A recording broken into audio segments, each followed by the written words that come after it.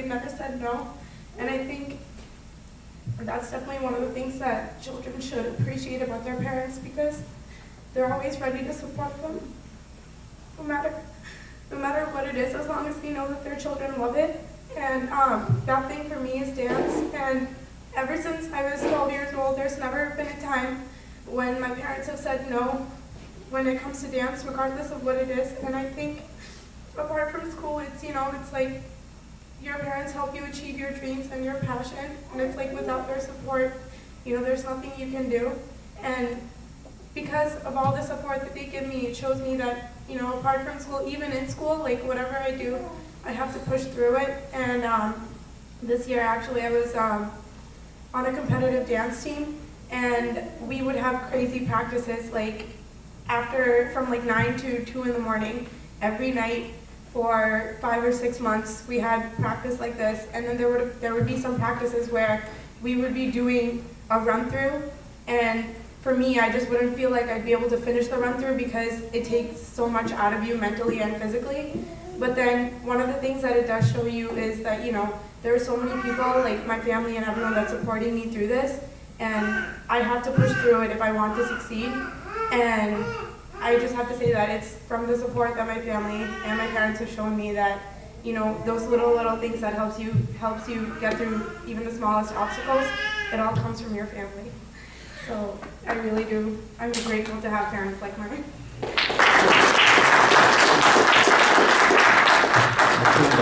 We are really a nice what her parents are supporting her for every decision what she's making. When she grows up, I'm pretty sure she'll be very confident, passionable, and set her own dreams. That is important things what parents are looking. And unconditional support, let the children make mistakes and then support them is very great, and I can see what she will be when she grows up, when she's setting her own dreams. Another thing what I can see is, when she talked, I felt like 3 points what every confident person gets, right, would be Ishwar Krupa, which is called as Guru Krupa or Ishta Krupa. So the Sai Baba's Krupa is there for a success.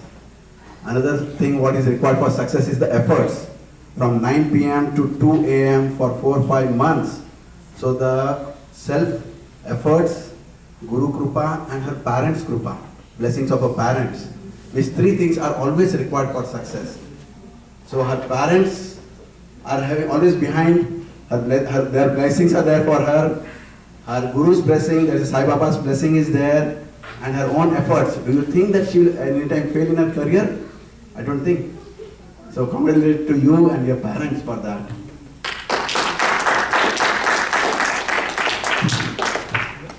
Keshav, you would like to try? Okay. Come, very good. Even he is trying first time, okay? I would like to bring him also. Please. Haryana. My name is Keshav Verma. I'm in 3rd grade. I'm 8 years old. This is why I appreciate my mom and dad. One, when I had my dad, when I had like a big science project, my dad signed me up for in school. My dad told me not to get afraid about the science project because I did a project about mixing like different liquids into each other and seeing if they mix. And I was worried at first if I was gonna get into the townwide fair, so it took me about like 3 or 2 days to finish the project. And after I finished the project, on the day when they told me about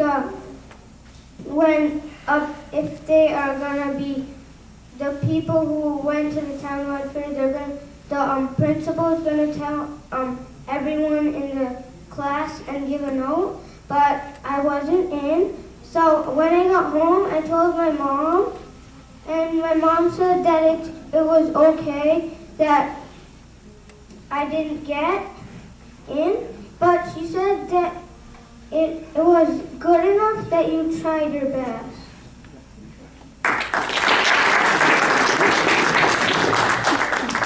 Oh, great, Keshav, great. You have really did a very nice explanation about how your parents are supporting you, how your school is supporting you. Very nice, I like it. Next, I would like to bring up Shreyas. Even he would like to share. He's like Keshav, he's like everybody, young kid who would like to bring up their advice. Come on. My name is Shreyas and I'm in 4th grade. When I had this really tough project, I didn't know what I was going to do. So then I asked my parents, and then they told me like a bunch of things. And then I presented it in school. I was very nervous, but still I got a perfect grade and passed. So, yeah.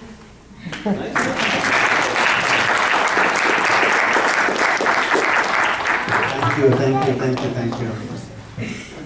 Now, we have Onam, you would like to share? We have shared with the small kids, everybody, but there is something special also. There is something special also which I would like to bring up. We have a friend here, Harshit. He has come from India. He would like to also share what challenges he has faced in India and what he has been coming out here through and how he is bringing it up. That is another one. And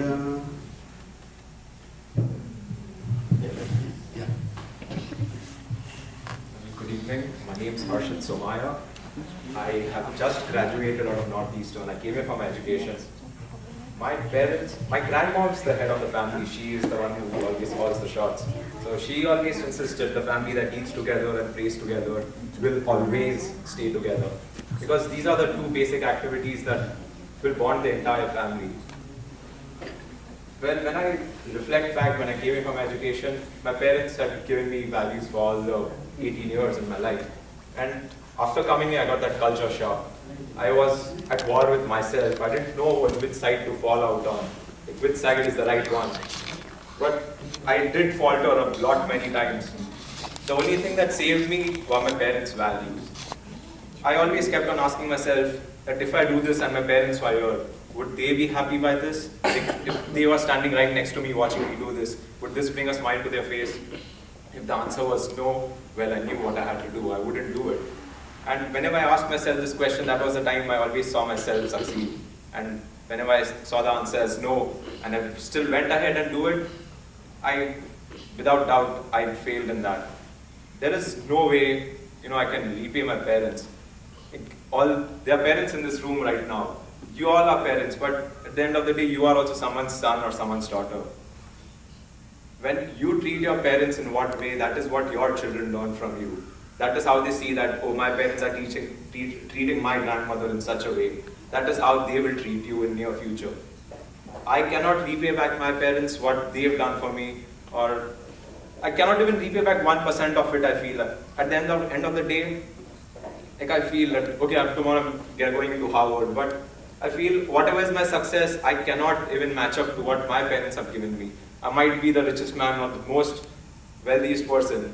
That wealth is not equivalent to what my parents have given me. I feel if you all also respect your parents, your kids will also do the same thing to you. What you give is what you get back. What goes around very well comes back around. So, that's all. Thank you so much.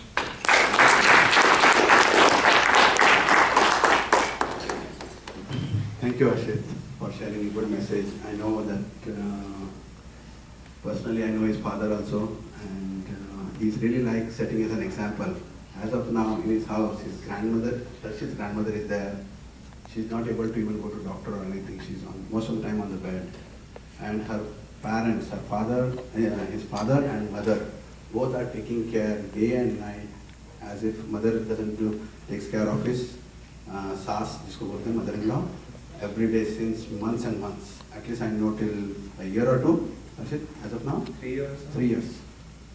And unconditional. So this is like setting an example, true values which are being given. So, how do I understand? A lot of things are there. Other, I would like to bring the oldest 11, youngest also just sit over the they would like to participate as a family. Then we'll start from the parent side. Please come. Yeah, if you'd like to share. Hello everybody, it's my daughter Sana and she wants to say something. I like my dad and he makes me laugh and sing.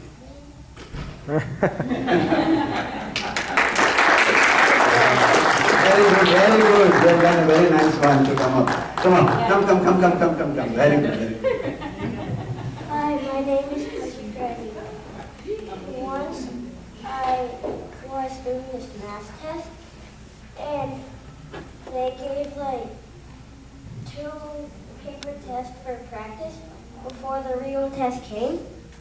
But when the real test came, I only missed by 1 point because I got confused. Well, all the other ones I got correct. You were supposed to have at least 25 questions right to get your trophy. And if you have 23, you could still get the trophy. But I had 22, so I missed by 1.